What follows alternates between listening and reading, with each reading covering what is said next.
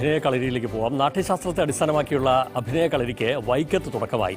2 ദിവസത്തെ അഭിനയ പരിശീലനത്തിനാണ് വൈക്കം വെള്ളൂരിൽ തുടക്കമായത്. നാടക സംവിധായകനും അഭിനേതാവുമായ ജോൺ ടി വേക്കന്റെ നേതൃത്വത്തിലാണ് പരിശീലനം.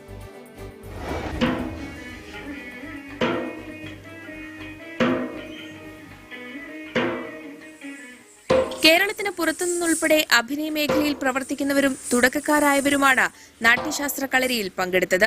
നാട്യശാസ്ത്ര പ്രകാരമുള്ള ചതുർവിധാഭിനയ രീതിയാണ് കളരിയുടെ പ്രത്യേകത. ഏറെ ബുദ്ധിമുട്ടുള്ള രസാഭിനയത്തിന് പ്രാധാന്യം നൽകിയാണ് പരിശീലനം സംഘടിപ്പിച്ചത്.